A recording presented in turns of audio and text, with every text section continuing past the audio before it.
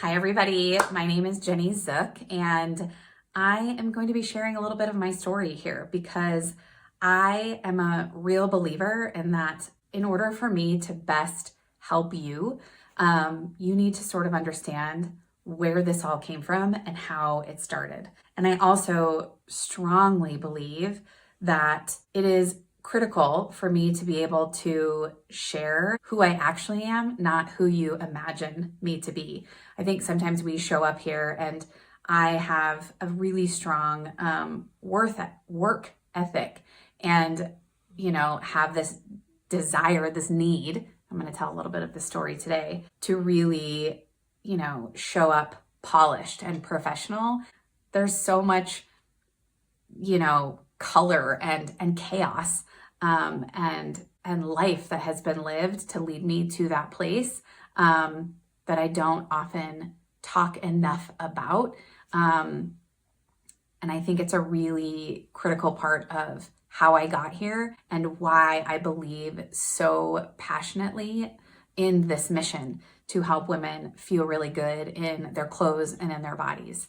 And my story probably will resonate with some of you on different levels. And I hope that it helps you understand where this all really came from. So from a really young age, I remember having such lack of confidence in my body. Especially, I have this really, really vivid picture. I was a gymnast until a certain point in my life. And when I stopped working out at the gym, my body changed, of course, right? And I remember in fourth grade, even remember what I was wearing. I was wearing an outfit from the Limited 2.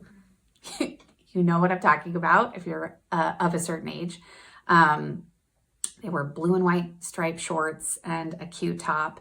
And I remember I was going to get on the bus and I remember boys sticking their heads out of the window and making fun of me and my body and the way that I walked. And that is something that never really left, right? And it makes me sick that it starts at that young of an age, but it does. That is the truth. And I carried that around with me. And then there was a really pivotal moment in my life where I really started not just beyond how I felt about my physical appearance, but about my worth. And I had this time in my life where my parents were going through a really ugly divorce. And when I say really ugly, I mean that in every way, shape, and form. It was crushing and it was awful. And I remember thinking to myself as a young girl, I think I was about 12 at the time, that if I could influence my dad to make a choice, I could make everything better. And I had this conversation with him in our garage, and I looked him straight in the face and said, "You need to make a choice. It's either her or it's me." And he looked right at me and chose her.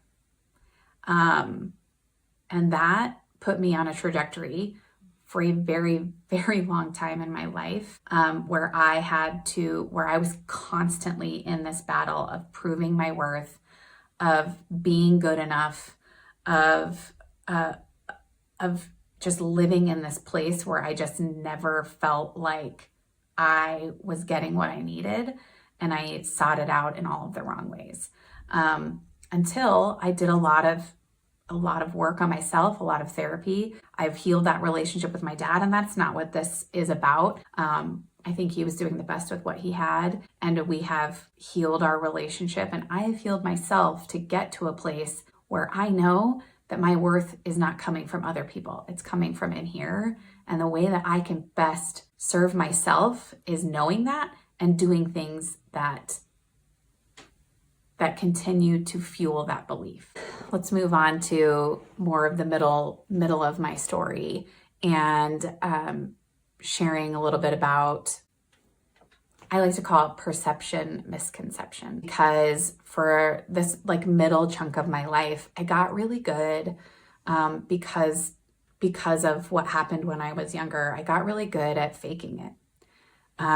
And that's the honest to God truth. I faked being confident. I knew there were parts of me that I had every right to be confident about. And I leaned into my looks because I thought that that's where it came from, right? I thought that that's where I can find this sense of feeling good about myself. That's not actually the truth, right? That's not where it comes from. But as a young adult and trying to figure it all out, that's what I did, right? So I overcompensated and I sort of put on a show until I really started to look within. I had this sense of self-awareness. I mean, I knew I was doing it, right? But I didn't know how else to do it until I started figuring out some of those tools. And it really took moving away from the environment that I grew up in to start to really be able to sort of disconnect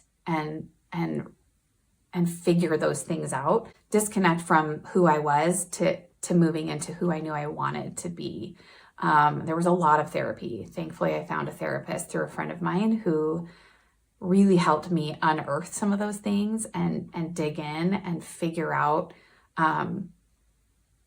those missing pieces.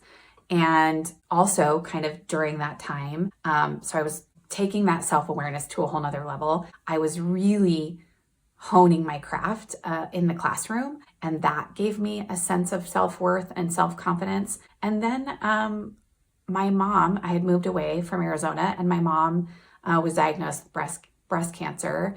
And that was really tough, right? Because I was away from her for the first time in my life. And she was going through this really difficult time. And I remember going home to see her. And something that her and I had always done together was we shopped.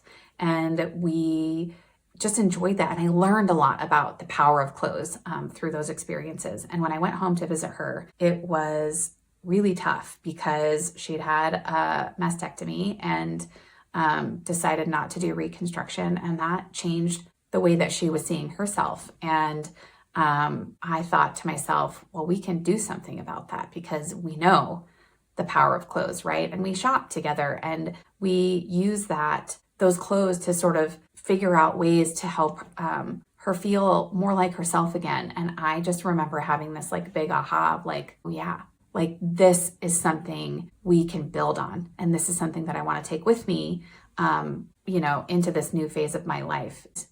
That's really where I think that seed was replanted in a way for me that I knew I was going to use that, or I shouldn't say knew I was going to use, that I knew would probably serve me as time went on, but I didn't know at that time that I was going to start a business. So what a cool thing, right? That those little seeds that get planted and you don't know how they're going to bloom until they do. Welcome to part 3, which is kind of like present moment, but I'm going to back up just a little bit because after that moment, right, I had met my now husband and we were living it up.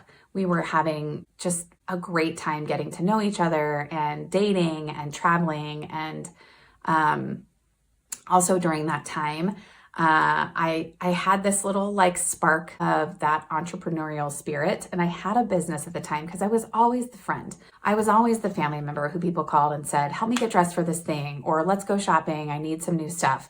Help me clean out my closet. And I started a business before the boys came into our lives called Denver Shop Girl. And during that time, I was also still like really, really diving into my teaching career. And what I have come to realize is that no matter if I was working in someone's closet or if I was helping a kid, write a piece of work in the classroom, what I was always after was that light bulb moment. I am forever chasing light bulb moments. And when you watch that magic, it is truly magical when you are helping somebody put on an item of clothing and they can see themselves the way that you see them. And that is something women struggle with so much, where you can show a kid that they actually can get what's going on in their heads out onto a piece of paper in a beautiful way. The thing that happens for people is the thing I want to foster the most. I will forever be chasing those light bulb moments because it's like watching somebody find something in themselves that they didn't know existed before. And there's like nothing that brings me more joy, whether it's happening, like in the dressing room, or when somebody sends a picture in style school and they're like, oh my gosh, you were right. This thing that I put on like completely changes how I feel about myself and how I feel walking through my day. There's just nothing else out there like it. And I am thrilled that I have created a vehicle where I can do that for women, and I never want to stop. So no matter how I'm working with people, whether it's just you pop in for a spirit week, which I do once a season, or you join style school and we are, season to season sort of tackling those things that really bring women down when they don't have to. Or if we're working together one-on-one, it brings me such joy to help those sparks, those moments of confidence be shining through.